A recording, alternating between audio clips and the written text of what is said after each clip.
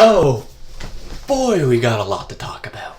Hello, everybody. My name is JebDeb, and we are going to be doing a breakdown of the latest two new Kingdom Hearts games.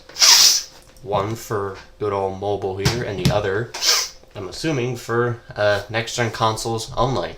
If it's last gen, then that's even better, but I don't really know. We don't have that much information on it. And that's right.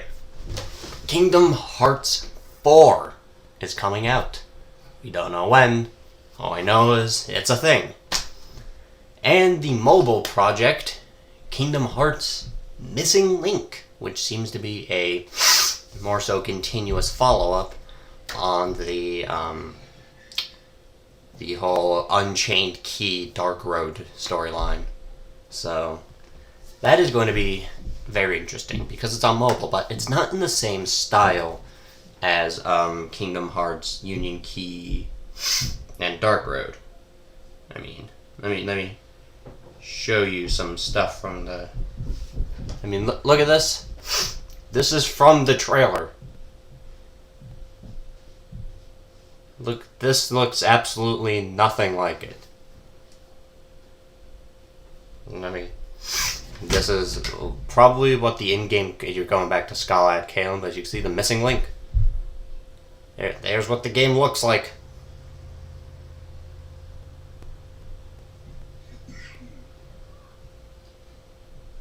Ain't that crazy?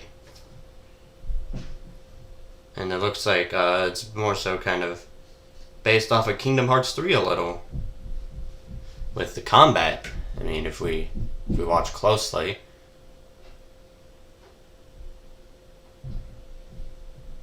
This is what we're gonna be expecting. It pretty much looks like Kingdom Hearts 3 on mobile. Which is weird. And yes, I am filming this on Share Factory, so that's why you see, a bunch of Share Factory stuff. Now, obviously, if you're not big on the Kingdom Hearts mobile scene, I mean, then obviously you're not going to really care, but for those who don't know, this is what the logo is going to look like. And you can't really see it. Let me try turning my brightness down so you can see it, because I can't really show it. Is this good? Yeah, so, kind of. There's the logo. It's called Kingdom Hearts Missing Link. And it enters a closed beta test in 2022. Don't know when. All we know is it's happening at some point in time.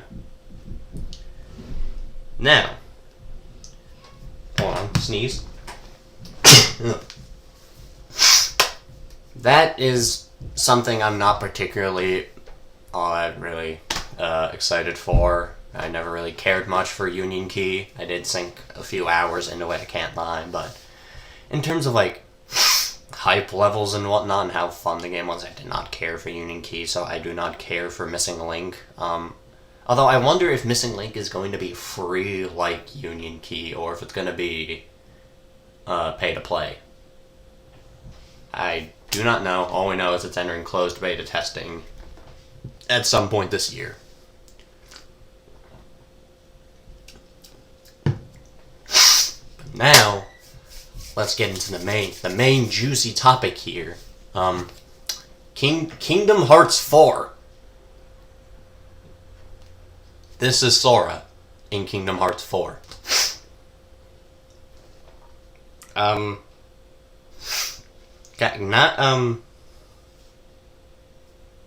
Not really all that different looking, minus the fact that he now looks like a boy band Noctis.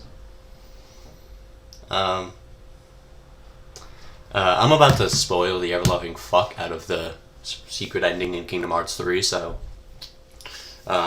skip ahead like a little bit if you don't want to get spoilers, but basically, at the end of Kingdom Hearts 3, Sora disappears and Riku disappears as well. We don't, I'm also going to spoil, we don't see Riku in this trailer, but Sora disappears, he goes into fucking what appears to be Shibuya, but it is actually not. It is a world called Quadratum. So, sorry people who were expecting another The World Ends With You crossover. It doesn't look like it's happening. So, we don't know anything about Quadratum. I mean, other than it looks like Shibuya, but let's go ahead and show you guys. I mean, I've already seen it, but, you know, for those who haven't seen it, you can see Sora's feet. I don't know who this is, by the way. I have no idea. As you can see, this is probably like the main base camp or something, but I have shaky hands. But as you can see, we have Quadratum, and this is what we'll talk about shortly after. And I got a voicemail. That's always fun. Thanks. I don't answer those. 90% of them are from people I don't fucking call. Look at that. So. Now, obviously there's sound on one up, and I'm not going to play any of it just in case it's, you know, potential copyright material or something. And yes, I have no better way to do this than to record on my phone. Alright, so that's going to start showing combat, which we'll talk about later, but... So it looks like we're getting a new sort of enemy type that looks to be kind of exclusive to Kingdom Hearts 4. Now, I'm totally fine with this. I mean, it's going to be like the Unversed in Birth by Sleep or the Dream Eaters in Dream Drop Distance. But however, though, the interesting thing is that they look very similar to the Heartless. They're not the actual Heartless. I mean, if you saw that, Darkseid didn't really look like the normal Darkseid. He had more like a behemoth horn situation going on. But it is very obvious that, you know, that maybe the enemies that we will be facing in Kingdom Hearts 4 are probably going to be sort of similar to the Heartless, but not quite fully there. But now, it's going to show a little bit of combat and how the game's going to look. So, you can see we still have Keyblades. That's not changing, but here's the combat. It looks like, it looks exactly similar to 3, minus all of this stuff. I mean, it looks like you're going to be able to do a lot more, with the boss fights. I mean, I don't know what that is, but that looks quite cool. But then, he turns the Keyblade into a drill. You can see because of the brightness, but, you know, it is a drill. And there's a better look at him. And, why?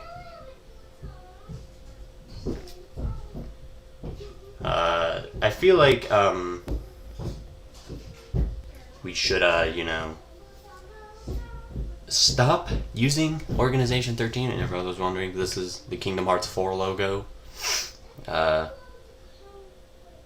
Kingdom Hearts logos have been not that crazy looking. I think the craziest looking one was probably Birth by Sleep or Dream Drop Distance, but that's pretty standard stuff. But it looks slightly more boring than Kingdom Hearts 3's. But the logo is not what I'm worried about. So obviously, it looks like Organization 13 is still a prevalent issue. I feel like we should move away from Organization 13 now that the Xehanort Saga is done. Either that or Organization 13 has kind of become the Amon clan of Kingdom Hearts. I hope not. I'm sick and tired of dealing with all of them. Especially since it's the same cast, unless the organization recruited some new people, which might actually be interesting to see if that's the case, but I'm not going to do any major speculation. Like, I'm not going to really go ahead and be like, there's new organization members and whatnot. Combat looks to be almost very similar to 3. I mean, the HUD is the same, so we might be seeing some old classic 3 tricks. I don't know if form changes are going to be a thing, though. If form changes do end up being a thing, then it would be very interesting to see, the Keyblades that we can actually get, because I don't know if we'll be traveling to many Disney worlds or Pixar worlds in Kingdom Hearts 4. And what I'm thinking of is either you're going to have like the whole city of Quadratum to explore, and it's going to kind of be like the San Francisco map. Or it's going to be, like you can go to several different places in Quadratum, whether Quadratum is just the city or the actual world name itself. I'm going to be able to go to like multiple different locations and go from there. I'm still hoping we might see The World Ends With You slip in there somehow, considering the last time, or the only time The World Ends With You got involved with Kingdom Hearts was in Dream Drop Distance, which is not the greatest game, but... And I'm gonna be 100% honest with you, I was not that excited when I saw that trailer. Like, I woke up, and I saw 2 hours ago, the Kingdom Hearts 4 trailer came out, and I was like, And I don't know if it's because, if I was up since 5 o'clock in the morning, or if, how mediocre Kingdom Hearts 3 was, and how Remind didn't, Remind was good, but it wasn't good enough to save the game.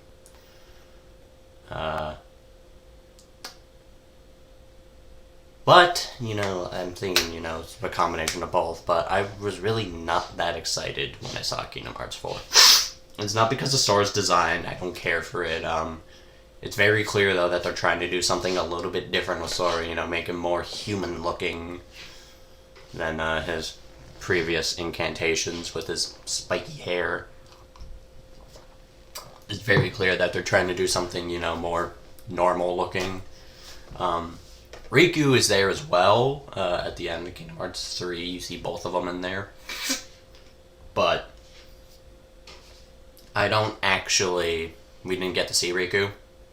And I'm wondering now, since I'm also going to spoil a little bit of Remind here, the secrets boss fight out of all the data fights and whatnot in Remind is Yozora, so I'm wondering if Yozora will play an important role in Kingdom Hearts 4. And I will admit, I am a little bit stoked to see what the Keyblade situation is like. All I ask is that we get Oathkeeper and Oblivion at the start of the game's life cycle, not randomly after a DLC update. Not having Oathkeeper and Oblivion in at Kingdom Hearts 3 launch was kind of weird. So I hope they fix that with this game and add Oathkeeper and Oblivion in, but don't make them stupid gimmick challenges like photographing 80 lucky emblems or clearing the game on critical. Just put them in, add something different, like special accessories or special abilities in like previous Kingdom Hearts games. However, though, I am excited to see what the Ultima Weapon situation in the game, because no two Kingdom Hearts games have the same looking Ultima Weapon. They're all different, so I hope the Ultima Weapon in 4 looks different. And I primarily want to see if Yozora gets more involved, because I feel like, they're kind of building Yozora up to be like a very impactful character, and I hope he just doesn't get shafted to something in Missing Link. I feel like he's definitely going to be a big role in 4, and if he's not in 4, then why even include him in Remind to begin with? I mean, you literally fight him on top of a tower in Quadratum, so... Yeah, but I'm not really all that excited for Kingdom Hearts 4. Maybe once more comes out for it, I'll be, a little bit more excited about it. And it's not I'm losing interest in Kingdom Hearts 3. I'm a Kingdom Hearts 3 fan, or Kingdom Hearts fan through and through. I don't care that much for 3, but, maybe it's just, like, it's because they kind of, like, prioritize including it in with the Missing Link game, which I feel like should have gotten its own thing, but all in all, I'm not that particularly excited for Kingdom Hearts 4 right now. But maybe once more gets shown, or once we learn more about Kingdom Hearts 4, then that might raise or lower my expectations. But right now, my expectations are just flat in the middle. I'm not expecting anything crazy. I'm not expecting it to be like, like the amazing replayability levels of like Kingdom Hearts 2 and Birth by Sleep. But I'm also not, thinking it's going to be, like mediocre kind of whatever Kingdom Hearts games like 3 or Dream Drop Distance or 0.2. Birth by Sleep or Fragmentary Passage. Just in case people were confused, like, Kingdom Hearts 0.2, what the fuck is that? Yeah, but, expectations are flat in the middle, so that is really, the video. I just want to make a very quick video, explain the situation, so that way people who are not in the loop can learn about it. So hopefully we get a little bit more information about Kingdom Hearts 4 in the following months. I'm guessing it's going to release mid-2023. If it comes out late, like 2022 or something, then that's going to be surprising, but I'm guessing it's going to be like middle of 2023 where we get Kingdom Hearts for like more information or something, because it's clear that they're working on it right now. Although I actually don't know if it will. Because it took several years for Kingdom Hearts 3 to come out, so I actually don't know if we'll be getting it that quickly, or if we're gonna have to wait an extra year. I think worst case scenario we might have to wait like 3+ years for it. But so there's the main topic of the video. I just mainly wanted to show everyone what's been going on in the Kingdom Hearts world. We got a mobile game once again, enters closed beta testing in 2022. No specific dates, not going to be available in certain regions, but it's going to be there. So if that's your thing, then maybe you can test it out and make a video about yourself, about Missing Link. In Kingdom Hearts 4, hopefully we get some more information soon, like text articles or another trailer where it's going to show off more. So I will keep you all posted on the Kingdom Hearts 4 situation. Until then, I'll see you all in the next video. Bye bye.